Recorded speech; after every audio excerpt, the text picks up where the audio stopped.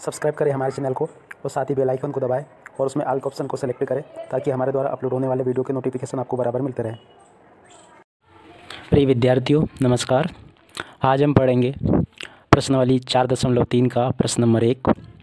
Video start करने से पहले मैं आपसे रिक्वेस्ट करना चाहूँगा कि अगर आप मेरे चैनल पर नए हैं तो प्लीज़ चैनल को सब्सक्राइब अवश्य कर लें और साथ ही बेल आइकन को भी दबा दें, जिससे कि आपको मेरे द्वारा अपलोड होने वाले वीडियो के नोटिफिकेशन बराबर मिलते रहे। तो चलिए बिना किसी देर के हम वीडियो को स्टार्ट करते हैं। प्लीज़ वीडियो को पूरा देखें, तभी जाके आपको ये सवाल समझ में आएगा। तो प्रश्न नंबर 1 दिया गया है, यदि निम्नलिखित द्विघात समीकरणों के मूलों का अस्तित्व हो तो इन्हें पूर्ण वर्ग बनाने की विधि द्वारा ज्ञात कीजिए। तो पूर्ण वर्ग बनाने की विधि से इसमें 1, 2, 3 और 4 सवाल दिए गए हैं। तो आज हम इसका प्रश्न नंबर 1 का पहला वाला सवाल हल करेंगे, जिसमें हम देखेंगे कि कोई भी सवाल को पूर्ण वर्ग की विधि से कैसे हल किया जाता है। तो ये पहला सवाल दिया गया है, प्रश्न नंबर 1 का पहला है 2x² - 7x + 3 = 0। तो इसको हम हल करते हैं। तो इस सवाल को हम उतार लेंगे यहाँ पर पूरा ऐसा कैसा ही। ये क्वेश्चन नंबर 1 का पहला वाला सवाल है। तो संख्याओं को ऐसा कैसे हम यहाँ पे उतार लेंगे। 2x² - 7x + 3 = 0। अब इस सवाल को हम हल करते हैं, देखते हैं क्या होती है पूर्ण वर्ग बनाने की विधि और इसके द्वारा सवाल को कैसे हल किया जाता है। तो सबसे पहले इसमें देखें हम तो 2x² - 7x + 3 = 0 दिया गया है। तो पूर्ण वर्ग बनाने की विधि में हम क्या करते हैं कि जो x² का गुणांक है उस संख्या से हम सारे समीकरण में भाग दे देते हैं। यानी कि x² का गुणांक अगर यहाँ पर देखें तो x² का गुणांक यहाँ पर 2 है। तो इस 2 से हम इसमें भी और इसमें भी और इसमें भी सारे समीकरण में 2 से हम भाग दे देंगे। तो हम यहाँ से लिखेंगे कि पूरे समीकरण में 2 से भाग देने पर, अब हम पूरे समीकरण में 2 से भाग देंगे। इसके लिए इस समीकरण को नीचे लिख लेंगे और इसमें 2 से भाग हम देते चलेंगे। जैसे कि अपने पास था 2x², इसके बट्टे में 2 लिख दिया। फिर माइनस था 7x, इसके बट्टे में 2 लिख दिया। फिर प्लस था 3, इसके बट्टे में 2 लिख दिया। बराबर इधर था 0, तो इसके बट्टे में भी 2 लिख दिया। तो इसको आप पूरा ध्यान से देखते चले। ये विधि बहुत ही सरल है, लंबी ज़रूर है पर बहुत ही सरल है। इसको एक बार ही आप आसानी से समझ में आ जाएगी आपको ये। तो अब यहाँ पर देखें तो 2 से 2 कट जाएगा यहाँ पर। तो इस प्रकार से इस 2 से ये 2 कैंसिल हो गया और अपने पास में सिर्फ x² बचा। यहाँ पर अगर देखें तो 2 से 7 नहीं कटेगा, तो ये x इस जगह पे कॉमन आ जाएगा और हम इसको लिखेंगे 7/2x। और उसी प्रकार अगर यहाँ पे देखें तो ये भी ऐसा कैसे रहेगा 3/2। और अगर यहाँ पे देखें तो 2 का भाग अगर 0 में जाएगा तो ये 2 भी 0 ही हो जाएगा। तो इस प्रकार से बराबर में अपने पास में सिर्फ 0 बचेगा। तो अब आगे क्या करना है, आपको ये बीच वाली जो संख्या है इसको देखना है, ये वाली 7/2x। तो x का जो गुणांक है इसको हम एक साइड में ले लेंगे और साइड में लेके इसका हम क्या करेंगे, मैं यहाँ पे तुम्हें पूरा बता रहा हूँ कि करना क्या है। इस संख्या को आप साइड में लिख लो जो दी गई है 7/2। अब इस 7/2 का आपको आधा करना है, यानी कि 1/2। तो 7/2 का 1/2 अगर हम करें तो 7 का गुणा 1 से करेंगे तो ये 7 ही होगा। और अगर 2 का गुणा 2 से करें तो ये 4 ही होगा। तो अब इसका क्या करना है कि 7/2 का हमने 1/2 किया और 1/2 करने पे जो आया इसका हमें वर्ग करके लिखना है। वर्ग करके कैसे लिखना है, जैसे कि 7/4 का हमने वर्ग किया तो ये होगा अपना 7/4 गुणा 7/4। अगर हम 7 का गुणा 7 से करें तो ये 7 7 49 हो जाता है। और 4 का गुणा 4 से करें तो 4 चौका 16 हो जाता है। तो ये वाला थोड़ा सा फैक्टर आप याद रखें। और यहाँ पे अब आपको एक लाइन लिखनी है। यहाँ पे आपको लिखना है x के गुणांक का 1/2 करके उसका वर्ग करके दोनों तरफ जोड़ने पर। तो इसको आप समझ जाओ, x के गुणांक, x का गुणांक यहाँ पे 7/2 था, इसका हमने 1/2 किया तो 7/4 आया, 7/4 का वर्ग किया तो 49/16 आया। अब इसको दोनों तरफ जोड़ देंगे। दोनों तरफ कैसे जोड़ेंगे उसको आप देख लें।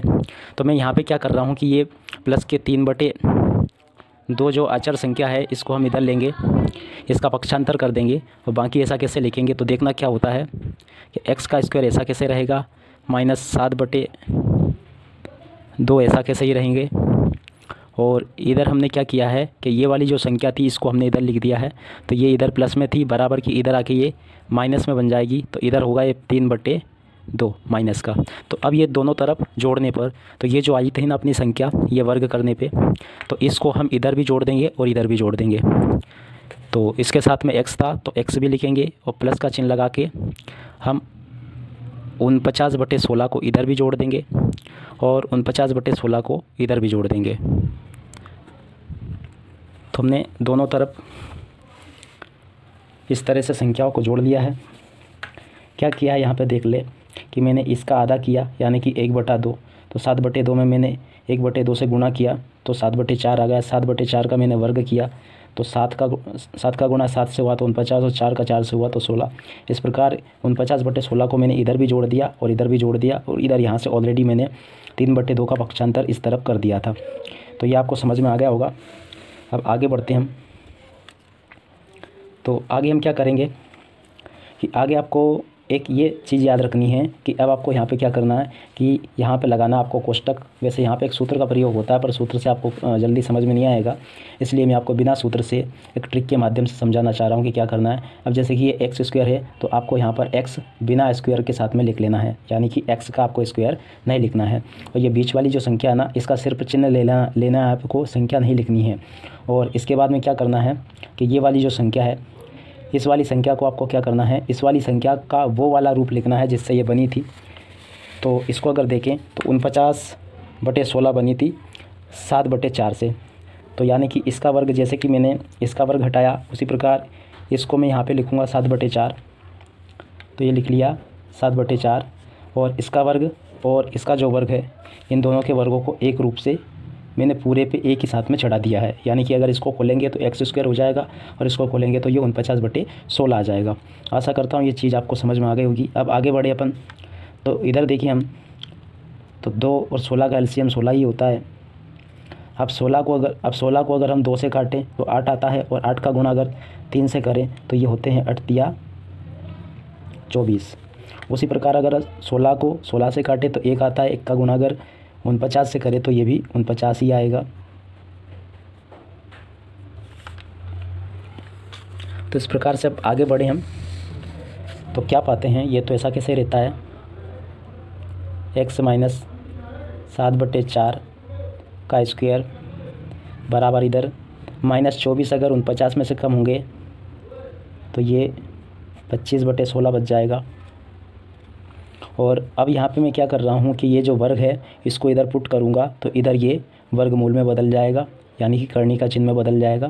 तो इसको मैं इधर बनाऊँगा तो ये इधर रह जाएगा अपना x माइनस 7/4 और इधर का जो वर्ग था घात 2 वो इधर आके वर्गमूल में बदल जाएगी, यानी कि इसका रूट बन जाएगा।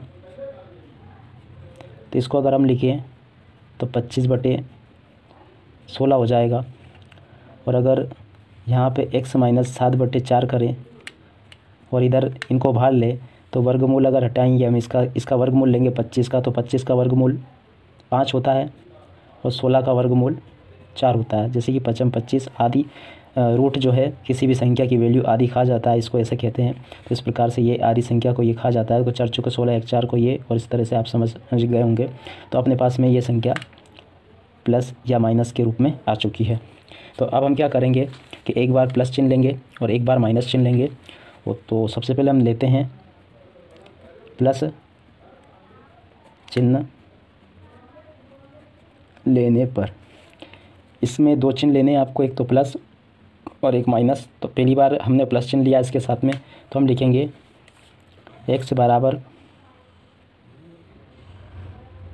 -7/4 के माइनस यहाँ पे लिखिए आप, x बराबर -7/4 और बराबर में 5/4।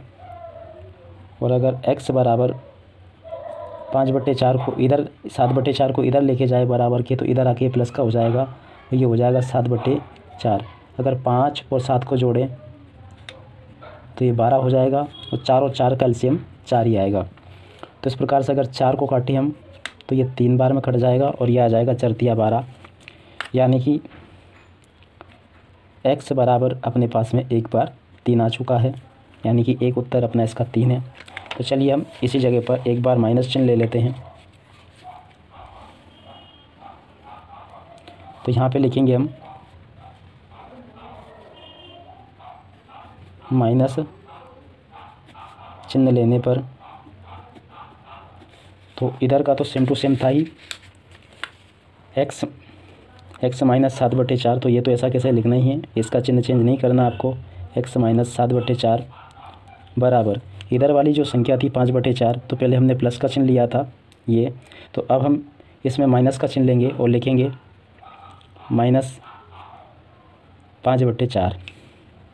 ठीक है, तो अब अगर देखिए हम, तो x बराबर -5/4 ऐसा कैसे ही, और ये पीछे जाके प्लस का हो जाएगा, बराबर के इधर आके वो प्लस, इधर से अगर इधर आता है तो वो प्लस का हो जाएगा। तो इस प्रकार से 7/4 प्लस का हो गया। अब अगर देखें यहाँ पर, तो प्लस का 7/4 है और माइनस का 5/4 है, तो हम एलसीएम ले लेते हैं इन दोनों का। तो नीचे देखें तो 4 का एलसीएम 4 ही आएगा, और ऊपर देखें तो 7 में से -5 होगा तो 2 बच जाएगा। तो x का मान अब 2/4 आ चुका है, और अगर इसको 2 से काटें तो 2 एकम 2 और 2 दूनी 4, तो 1/2। तो इस प्रकार से हम कहें कि एक बार x का मान 1/2 आया है, और इधर जो है x का मान 3 आया था।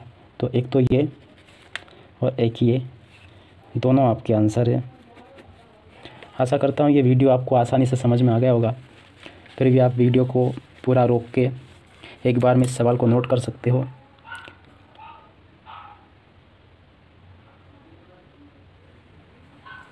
तो आप, ये सवाल था अपना,